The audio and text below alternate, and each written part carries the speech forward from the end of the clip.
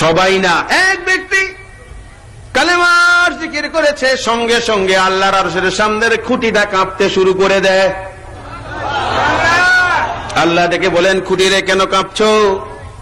এবার খুঁটি জবাব দেয়, আল্লাহ গো, অমুক এলাকার ভিতরে অমুকের সন্তান এই নামের একটা লোক কালেমার জিকির করেছে, তার জীবনের গুনাহ মাফ না করা পর্যন্ত আমি থামবো না। আল্লাহ বলেন, খুঁটি রে, তোমার কাঁপুনিতে আমার আরশের মধ্যে জালজালা শুরু হয়ে গেল, কাঁপুনি বন্ধ করো। কালেমার জিকির করে নেওয়ালার সারা জীবনের সমস্ত পেছনের সগীরা গুনাহগুলো আমি আল্লাহ মাফ করে দিলাম।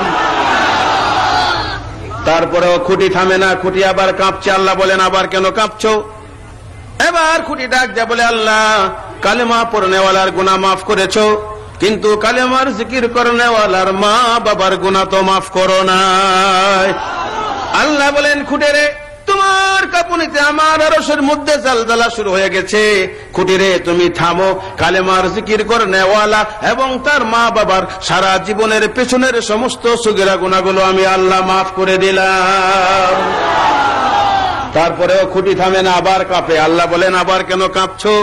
কালেমা পড়নেওয়ালার গুনাহ মাফ করলাম, তার মা বাবার গুনাহ মাফ করলাম, আবার কেন কাঁপছো? এবার খুঁটি ডাক দেয়া, বলে, আল্লাহ গো, কালেমা পড়নেওয়ালার গুনাহ, তার মা বাবার গুনাহ মাফ করেছো, কিন্তু যেই এলাকায় বসে কালেমার জিকির করলো ওই এলাকার মানুষের গুনাহ তো এখনো মাফ করো নাই। তার মানে কি? কালেমার জিকিরে এলাকার গুনাহ, কবরের আযাব পর্যন্ত মাফ হয়ে যায়। এই যে আজকের এই সম্মেলন, এটা আপনাদের জন্য, এলাকার জন্য লাভ হলো না ক্ষতি? তাহলে কালেমার জিকিরের তাসির কত বড়। অতএব সেই ফজিলতটা মনে করে সবার জবান খুলে দিয়ে আরো জোরে জোরে লা ইলাহা ইল্লাল্লাহ, আরো জোরে লা ইলাহা ইল্লাল্লাহ, লা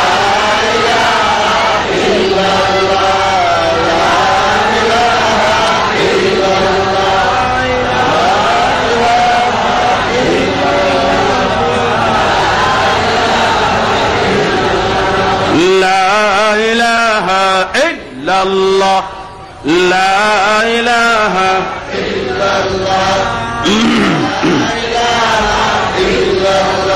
লা ইলাহা ইল্লাল্লাহ, মুহাম্মাদুর রাসূলুল্লাহ সাল্লাল্লাহু আলাইহি ওয়াসাল্লাম। সবাই পড়েন সাল্লাল্লাহু। ভাইরা আমার, আজকের এই মাহফিলটি একটি মাদ্রাসাকে কেন্দ্র করে 3 জন হাফেজ এই মাদ্রাসার থেকে আজকে সনদ নিল। মাদ্রাসা কার ঘর? আল্লাহর ঘর না, মাদ্রাসা হলো নবীর ঘর। চিৎকার করে বলেন, মাদ্রাসা কার ঘর? জোরে বলেন, তাই না? কিন্তু না, याद कर जिस दिन मलकुल मौत रूह खींचने आवेंगे, याद कर जिस दिन मलकुल मौत रूह खींचने आवेंगे, ना दिया जाएगा तुझे लब हिलाने के लिए। মনে করেন, মौत ভূমিকার শেষের দিকে মৌতকে চিনায়া দেই, জীবনে আওয়াজ শুনতে হবে না। কার মৌত? আমার না, আপনারও না, 4 তরিকার ইমাম বড় বড় পীর সাহেবদেরও না, অগণিত নবী রাসূলদেরও না। যাকে সৃষ্টি না করলে আল্লাহ আসমান জমিন সৃষ্টি করতেন না, সেই মহামানব আমার আপনার দয়াল নবী, বিশ্ব নবী মুহাম্মাদুর রাসূলুল্লাহ সাল্লাল্লাহু আলাইহি ওয়াসাল্লামের মওতটা বলে আমি ওয়াজ শুরু করতে চাই। অনেক সময় বলি এটা আমি, কারণ হলো মওতকে যত বেশি চিনবো, হযরতে খাদিজা রাদিয়াল্লাহু তাআলা আনহার কথা, মওতের কথা আপনারা শুনেছেন, ওই কথাকে আমি আরো একটু বাড়িয়ে মওতটাকে ভালো করে চেনাতে চাই। খুব খেয়াল করে কথা শুনেন। এখন মওত চিনবো, মওত সবার জন্য মওত। قل إن الموت الذي تفرون منه فإنه ملاقيكم। তাফিরুনের তাফসীর মুফাসসিরিনে কেরাম করেছেন, মওত থেকে মানুষ জেল ফেরারি আসামির মতো পালাতে থাকে, কিন্তু জোরে বলেন মৌত থেকে কেউ পালিয়ে শেষ রক্ষা পাবে? আমার আপনার মৌত না, আল্লাহর নবী হায়াতুন নবী স্থান পরিবর্তন করবেন। আল্লাহ ডাক দিলেন, আজরাইল যাও আমার বন্ধুর কাছে যাইয়া আমার সালাম জানাও। সাগ্রহে সানন্দে স্বইচ্ছায় যদি আমার বন্ধু আসতে চায় আমার বন্ধুকে নিয়ে আসো, আর আমার বন্ধু আসতে যদি চায় না আমার বন্ধুকে ডিস্টার্ব করো না। জোরে কোন সুবহানাল্লাহ। কোন নবী রাসূলদের ব্যাপারে আল্লাহ এটা বলেননি, শুধু যিনি নবীদের নবী তার শানে আল্লাহ এটা বলেছেন।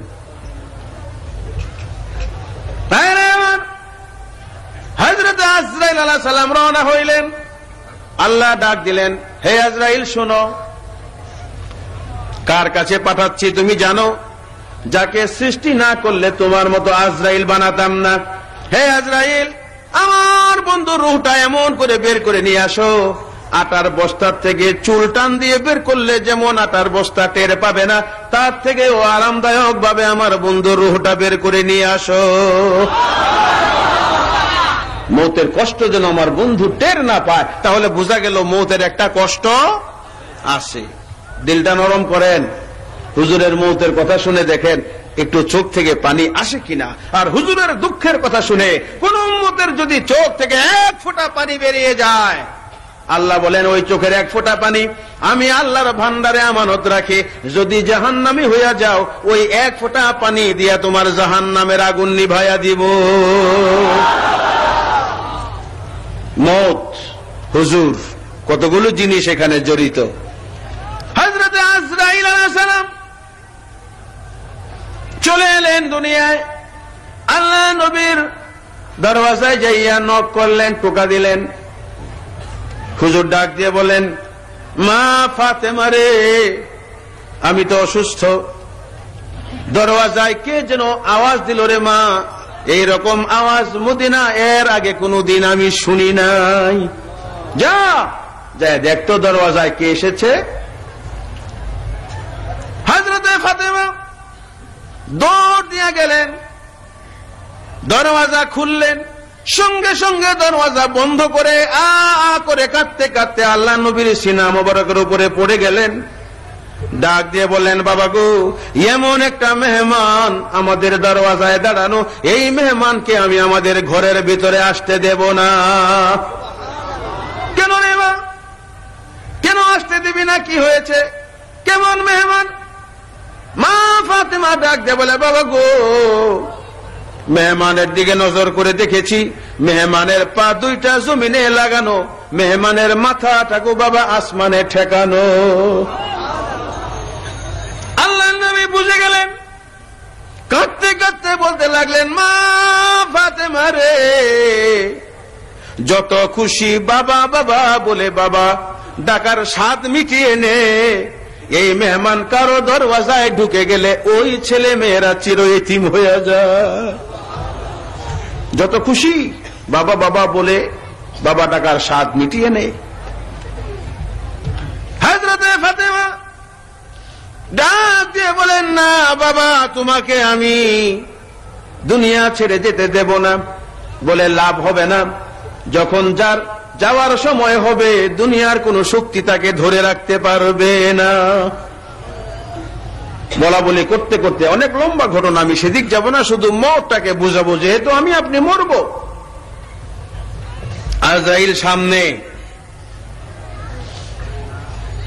আল্লাহ নবী ডাক দিয়ে বলেন, আজরাইল তুমি তো কাউকে সময় দাও না, আমি 5 মিনিট সময় তোমার কাছে ভিক্ষা চাই, দিবে কিনা? হযরত আজরাইল আলাইহিস সালাম ডাক দিয়ে বলে, হুজুর 5 মিনিট কেন, কিয়ামত পর্যন্ত যদি থাকতে চান আল্লাহ হায়াত দিতে রাজি আছেন। বলে না, এত লম্বা হায়াত চাই না, এখনই চলে যাব, 5টা মিনিট দাও। হুজুর 5 মিনিট কি করবেন? আল্লাহর নবী কেঁদে দিয়ে বলতে লাগলেন, জীবনের শেষ 2 রাকাত নামাজ পড়ে উম্মতের জন্য একটু দোয়া করতে চাই। হ্যাঁ উম্মত, কি করে নবী ভুলেন? নবীর দাঁত ভাঙ্গা কালেমা, রক্ত দেওয়া ইসলাম আজ কোথায়? ফিরে আসেন ইসলামে। ইসলাম এটা জাতা জিনিস না। ইন্নাদ-দীনা ইনদাল্লাহিল ইসলাম, আল্লাহর পছন্দনীয় মনোনীত জীবন বিধান হলো ইসলাম। সেই ইসলামকে ধরেন। হুজুর কি করলেন? এজাজত পেয়ে গেলেন, 2 রাকাত নামাজ শেষ, চোখ থেকে বন্যার মতো পানি ছেড়ে দিয়া 2খানা হাত আকাশের দিকে উঠাইয়া আল্লাহ নবী কাঁদতে লাগলেন, আল্লাহ গো, আগেকার নবীদের উম্মতেরা গুনাহ করলে তাদের উম্মতের চেহারা শুকুরের মতো, বানরের মতো, কুকুরের মতো হয়ে যেত। আল্লাহ গো, আমার উম্মত না বুঝে গুনাহ করলে আমার উম্মতের চেহারার ভিতরে পরিবর্তন কইরো না।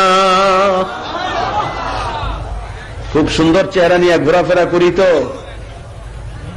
নিজেকে তো নিজে লাভ দিতে পারবো না। চিন্তা করে দেখি, কুকুরের চেয়েও খারাপ কাজ আজকে মানুষ করে কি করে না? আল্লাহ নবী আরেকটা দোয়া, আয় আল্লাহ, আগেকার নবীদের উম্মতেরা গুনাহ করলে আসমান ভেঙে যেত, জমিন উল্টায়া যাইত, আসমান ভেঙে দিও না, জমিন উল্টায়া দিও না। অনেক দোয়া। আল্লাহ ডাক দিয়ে বলেন, বন্ধু, চোখ থেকে পানি মুছে ফেলেন, আপনার কিছু কিছু দোয়া আজকের এই দিনে আমি আল্লাহ মঞ্জুর করে নিলাম। সব না, কিছু কিছু। এবার হুজুর শুয়া গেলেন, এই আসল ঘটনায় চলে এলো। মত বুঝেন আগে। হুজুর শুয়া গেলেন, আজরাইল তোমার কাজ শুরু করো। হযরতে আজরাইল আলাইহিস সালাম বিসমিল্লাহ বলে আল্লাহ নবীর সিনার উপরে হাত নেয়, কিন্তু হাত রাখে না, সরায়া ফেলে, আবার হাত নেয়, আবার